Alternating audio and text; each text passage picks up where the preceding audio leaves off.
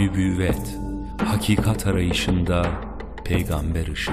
Okay, my name is Andi Bakti. I'm coming from Indonesia, from the State Islamic University, but also I'm Dean of Faculty of Communication, Universitas Pancasila, Indonesia.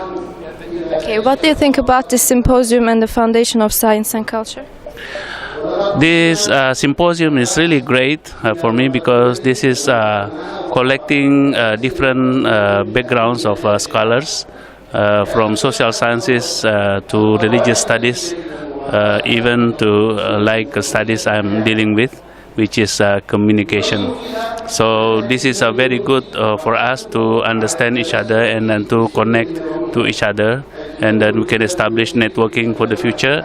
And then of course we will establish also or organize a conference in Jakarta in the 17th of April until 19th of April in the 2014.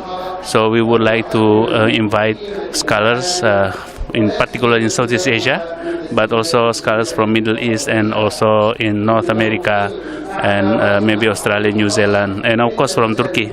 So the topic would be enlightenment, peace and harmony, because we know that there are three things that make Muslim worlds underdeveloped. Number one is conflicts, the second is ignorance, and the last one is really poverty.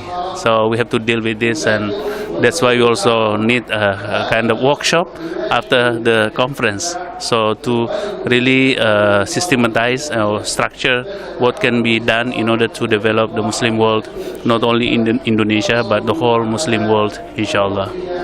What about Nursi? What do you think about him? Oh, Nursi is a great person, great thinker, great ulama.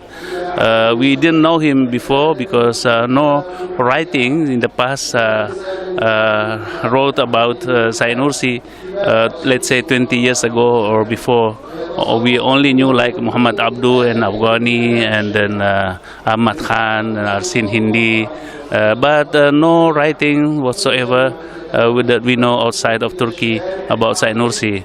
But I think for the last 15 years we have noticed that there are so many books now have been written on Sayyid Nursi, and then as a result, because also we have done a lot of conferences, symposium and workshops across the world, and then I think we have 140 darsanes now in the world, and then darsane where people send from Turkey to teach other nations, Muslim world about Risale Nur, and then this has been translated into local languages, which are very, very interesting. And then Indonesians in particular, we have read, widely, and then, we have 245 million people in Indonesia, and then there's actually we have like 300 million, including Malaysia, Singapore, Brunei, South Thailand, South Philippines. We all speak the same language, Malay language.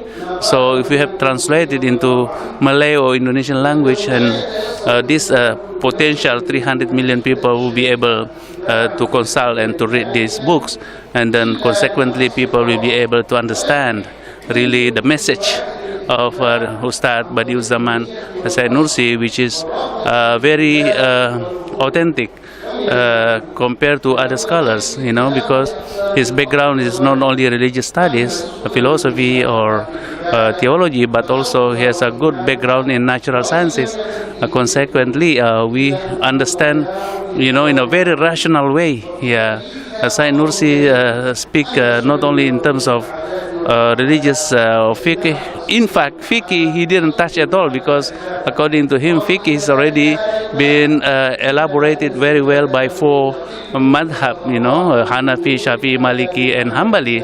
So Ustaz Sayyid Nursi said that we don't need to touch this, because any one of this school of law that you adopt is already excellent. So what is missing is really the theology, the kalam and the aqidah, of course, in God, and then the principle of Islam should be really emphasized, should be really learned, and then this is the contribution of Ustaz Sayyid Nursi, which is very useful and valuable to the Muslim world, inshallah.